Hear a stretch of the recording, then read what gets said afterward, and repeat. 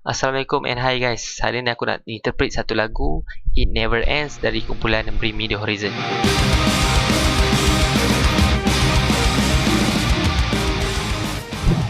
Actually first time aku dengar muzik video ni aku tertarik sebab dia ada elemen metafora dalam muzik video ni. Tapi aku sendiri tak faham apa metafora yang dia nak cuba sampaikan. So aku pun Google dekat internet. Tapi tak jumpa sebab tak ada interpretation untuk muzik video ni. So aku jadi tertarik untuk nak try interpret sendiri. Dan inilah hasil dia. Okay, video ni just aku punya pendapat. Boleh jadi betul, boleh jadi salah kan. Okay, mungkin korang ada pendapat sendiri, korang boleh beritahu dekat bawah, bahagian komen kat bawah. Tapi sebelum korang tonton video ni, pastikan korang dah tonton muzik video dia yang original tu. Dan korang cuba, aku suggest korang cuba interpret sendiri. Lepas tu baru tengok video ni, kita try compare. Mungkin ada point kita yang sama ataupun ada berlainan. Mungkin korang ada idea sendiri ke. So korang beritahu kat bahagian komen. Okay, first aku akan interpret lirik lagu dia dulu. Lepas tu baru kita akan move on untuk interpret dia punya muzik video. Okay, secara generalnya aku boleh katakan lagu ni tentang seorang lelaki yang dalam ketagihan ataupun masalah addiction. Tapi dalam lirik lagu dia ni memang dia tak ada state pun addiction, tak ada apa. Tapi mengikut fahaman aku daripada apa yang aku baca kat lirik dia, dia macam lebih kepada addiction terhadap drugs. Yang mana lelaki ni dah terbelenggu, dihantui dengan masalah addiction yang sangat kuat sehingga dia tak boleh nak keluar daripada masalah addiction dia tu. Okay, tu sekadar dia punya general je lah. So jom kita pergi lirik dia satu persatu. Started off as a one-night stand, lingered to a flame, the sirens and the sergeants didn't seem to mean a thing. Okay, one night stand ni maksud dia a sexual relationship lasting only one night. One night stand dalam lirik ni digunakan untuk nak menggambarkan benda tu berlaku hanya sekali je dan benda tu sekejap saja tapi dia berlanjutan. Lingered to a flame maksud dia berlanjutan. Okay, dalam konteks ni aku faham satu percubaan terhadap drugs, yang mana dia cuba sekali drugs, lepas tu tiba-tiba dia jadi berlanjutan, dia jadi addiction macam tu. The sirens and the sergeants didn't seem to mean a thing. Okay, maksudnya dia macam dia dalam keadaan hayal ataupun dia dalam keadaan rasa macam ada sirens ke, ada askar ke, jadi dia macam tak ada rasa apa-apa. Hide your fangs all you want, you still need the blood. Tell us that it's different now. You're up to no good. Okay, maksudnya macam cover lah muka macam mana pun. Nak kata kita tak addiction ke, tapi hakikatnya kita dalam keadaan addiction sangat teruk. Lepas tu, tell us that it's different now, you're up to no good. Maksudnya, berubah lah macam mana bentuk drugs tu pun. Sebenarnya apa-apa bentuk dia pun sebenarnya semua tak boleh pakai. Semuanya menghala kepada kemusnahan ataupun tak ada manfaat langsung. Take my hand, show me the way. We are the children who can't be safe. Okay, ni dia nak bagi tahu. Ni dia nak macam nak berdoa lah. Dia nak mengeluh. Dia kata dia dalam keadaan tenat, dia nak bantuan. One more nail in the coffin, one more foot in the grave, one more time I'm on my knees as I try to walk away. How has it come to this? Okay, line ni dia nak membawa maksud. Dia kata dia nak buat, dia nak lepaskan ketagihan dia. Grave dan coffin tu dia nak bagi tahu yang benda tu berbahaya lah. Dia gunakan tu simbolik kepada benda tu bahaya. Dia nak buat benda tu bahaya. Dia nak ulang buat benda tu. Tapi dia kata one more time I'm on my knees as I try to walk away. Okay, maksudnya dia nak sekali lagi bila dia dah buat tu, sekali lagi dia dah buat jahat tu, sekali lagi tu jugalah dia nak taubat. Okay, benda ni proses dia berulang lah. Dia ambil drugs, dia taubat. Dia ambil drugs, taubat. Dia ambil drugs, taubat. How has he come to this? Maksudnya macam mana boleh jadi macam ni? Dia macam mengeluh lah. Dia nak kata macam mana boleh jadi macam ni. Buat je taubat, buat taubat. Benda sama berulang-ulang. I've said it once, I've said it twice, I've said it 1,000 times that I'm okay, that I'm fine. This is all just in my mind. Okay, dalam rangkap ni dia nak ketengahkan bahawasanya dia dalam proses untuk nak sembuhkan diri dia. Dia dalam proses untuk tahan ketagihan dia. Yang mana dia kata bila mana dia rasa ketagihan tu datang, dia fikir macam okay, aku okay lah, aku tak perlukan kau lah, aku okay lah. Dia kata banyak kali dia ulang benda tu. I've said it once, twice, and dia kata 1,000 times kan. Maksudnya dia dah banyak kali benda tu, proses tu, bila dalam proses dia nak baiki diri tu, benda tu lah berlaku. Ketagihan tu datang, dia kata dia okey, dia tak perlukan. Dia datang, dia kata benda sama, ulang-ulang. Dia kata dia okey, dia fine. Tapi hakikatnya tu semua just dalam fikiran dia je. Mungkin dia macam dia dah set mind dia, okey, aku tak perlu, kita perlu. Cuma set mind dia je, dia tak ada. Hakikatnya dia masih dalam ketagihan. But this has got the best of me. Okay, ayat ni dia nak kata okay, inilah kejayaan aku yang paling tinggi. Okay, macam drug addicts, bila dia stop dia punya addiction dia dah berjaya. Contohnya 100 hari dia dah berjaya tahan diri dia daripada ambil dadah kan.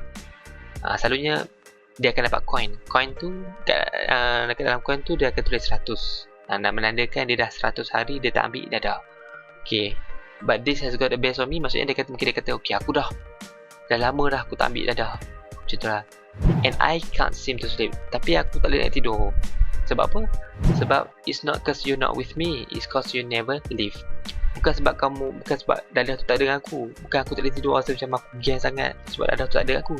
Tapi sebab ketagihan tu tak pernah keluar daripada minda dia. Jadi itu sebenarnya masalah dia yang dia hadapi lah.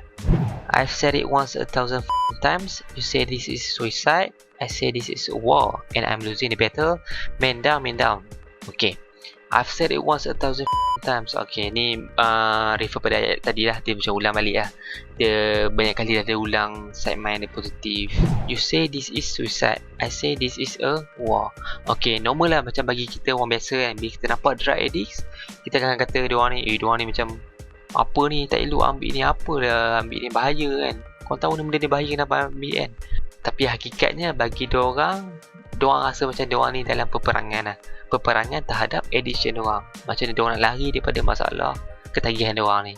I'm losing the battle. Man down, man down. Man down ni maksud dia orang mati.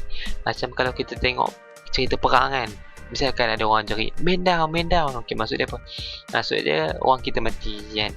Okay, maksud dia nak kata orang kita mati tu macam kita dalam losing side lah. Okay, part ni antara aku punya favourite lah. Sebab kalau tengok lirik dia kan, dengan dia punya muzik dia punya tiba-tiba tukar beat kan, macam betul-betul macam tengah perang lah.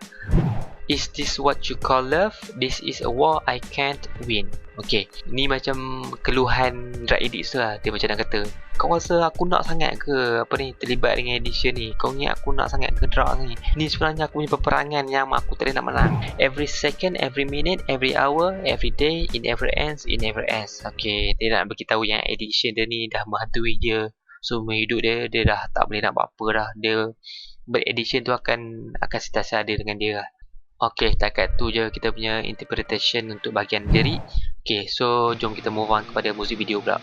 Okay, berdasarkan apa yang aku faham, watak utama dalam cerita ni mengisahkan seorang pesakit, iaitu vokalis BMTH sendiri, Oliver, yang dalam kritikal bergegas ke hospital.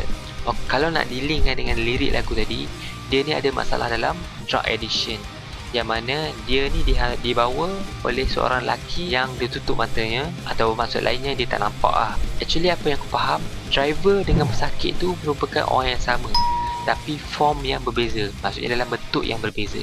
Secara metafornya, driver tu merupakan physical form bagi Oli, dan pesakit dalam ambulans tu dia juga, tapi dalam bentuk mental ataupun spiritual, yang mana dalam kondisi yang teruk. Kenapa driver tu tutup mata? Bagi aku, dia tutup mata nak menandakan yang dia tak nampak solusi untuk nak selesaikan masalah yang dia hadapi. Jadi dia hantar diri dia sendiri ke hospital dengan harapan ada orang lain yang boleh rawat dia, ada orang lain yang boleh selesaikan masalah dia. Diri dia dalam bentuk pesakit pula melambangkan keadaan dia yang sebenar lah, yang dalam tenat. Dan scene dia terapung atas jalan raya tu merupakan halusinasi dia. Dia tak sedar yang dia dalam keadaan bahaya. Dia dalam state yang dia tak tahu apa yang berlaku. Dan di samping dia ada seorang nurse, simbolik kepada seorang kawan ataupun orang yang nak tolong dia lah. Okay, tiba-tiba dalam perjalanan mereka dikejar oleh 5 orang vampire yang diberikan nama tersendiri: Serpent, The Lich, Consequence, The Enabler, The Dirt. Okay, perempuan ni kita boleh kaitkan dengan nafsu syahwat, iaitu terhadap pornografi ke, ataupun dalam seks industri ke, pelacuran ke. Mungkin kita boleh kata dia ni mewakili addiction terhadap pornografi. The Lich ni pula mewakili masalah kewangan, mungkin masalah dari segi hutang, ataupun masalah tak ada kerja ke, so tak ada duit ke. Yang ni terang-terang dia pakai baju polis kan. Dan nama pula Consequence, maksudnya akibat lah. Jadi dia ni mewakili pengadilan ataupun hukuman yang menanti dia atas kesalahan dia dalam addiction. Polis cari dia lah, nak tangkap. Dia ni simbolik kepada drug addiction yang menghantui dia. Mungkin juga kita boleh kata dia ni drug dealer ke, yang cuai dadah kat dia kan. Okay, yang last ni dia ada pegang kamera kalau korang perasan. Merupakan wartawan ataupun jurnalis media sosial yang sibuk nak ambil tahu pasal dia ke, ataupun boleh kita kata dia ni paparazzi ke, yang menghantui hidup dia. So 55 ni lah masalah yang tengah kejar Oliver sekarang ni. Lepas tu elok-elok Oliver tu tengah tidur, nurse tu pergi tampar dia. Padahal biar je lah dia nak tidur kan, dia serang sakit, bagi je lah dia rehat kan. Ok, macam aku cakap sebelum ni, nurse tu bawa Sembo sebagai seorang kawan ataupun orang yang nak tolong dia. Dia tampar Oliver sebagai tanda dia nak Oliver sedar dia dalam keadaan bahaya, dia dalam keadaan tak selamat lah. Janganlah boleh tidur lagi kan dalam keadaan tak selamat tu. Buat cara macam tak selamat, janganlah boleh relax, buat hayal. Padahal 5 masalah dia tengah kejar kat belakang kan. Ok, lepas nurse tu tampar, dia call driver, suruh driver tu pecut untuk loloskan diri daripada 5 vampire yang tengah kejar dia orang tu. Driver tu pun tak jawab apa, dia letak phone tu macam malas nak layan je. Kawan tu just nak bagi semangat je lah supaya Oli boleh lari daripada 5 masalah tu kan. Okay, then scene nurse bedah Oliver untuk ambil organ dan bagi dekat 5 vampire tu. Part ni salah satu aku punya favourite lah, sebab ada satu scene tu tiba-tiba Oliver tengah berdiri, lepas tu dekat dalam ambulans tu penuh darah.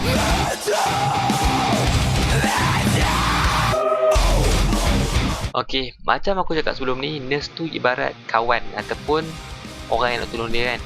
Okay, dalam scene ni nurse tu come out dengan satu idea nak belah badan Oliver untuk bagi dekat vampire tu supaya dia boleh lengahkan vampire tu. Okay, kira macam dia cuba nak bantu Oliver untuk selesaikan masalah dia. Tapi tuk dia dah bedah, dia dah bagi kat vampire tu, tengok-tengok tak ada efek pun, tak ada kesan pun. Vampire tu lah still lari juga kan. Kiranya cadangan nurse tu tak betul, salah lah. Lepas nurse tu balik, tiba-tiba nurse tu nampak diri dia dalam version vampire lari sama-sama dengan 5 vampire yang lain tu. Okay, berdasarkan apa yang aku faham lah, nurse tu bawa perasan tanpa dia sedar dia sendiri pun telah bawa masalah kepada pesakit tu, disebabkan cadangan dia yang tak betul tu. Pesakit tu jugalah yang kena tanggung sakit baru. Masalah keenam ni lebih kurang macam masalah kawan-kawan kita ataupun orang luar yang cuba nak bantu kita tapi dengan cara yang salah. Jadi itu pun merupakan salah satu masalah lah kepada Oliver. Lepas tu nurse tu suruh dia rehat. Tadi kalut-kalut gopoh kan, siap tampar Oli suruh bangun. Sekarang tiba-tiba suruh rest pula kan.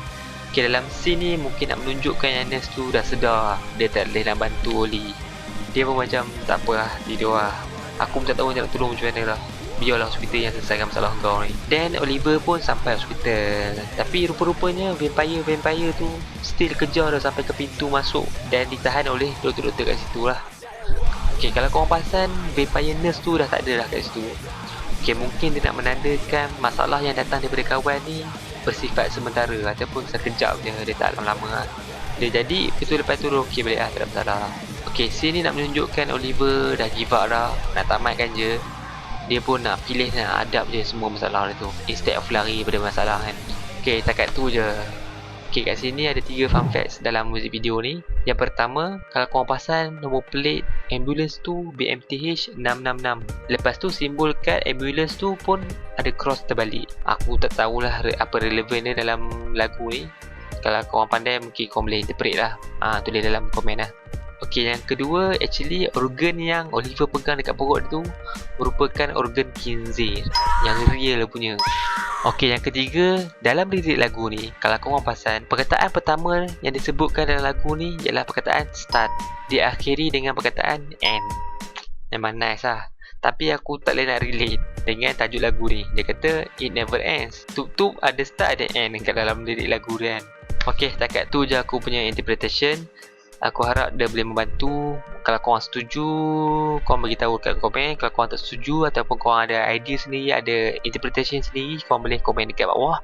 Andai kata korang ada tahu mana-mana muzik video yang ada elemen metafor, boleh lah try suggest kat bawah. Nanti aku try tengok. Aku nak cuba try interpret. Dan yang terakhir, boleh subscribe channel ni. Okay, setakat tu je. Assalamualaikum. Ciao.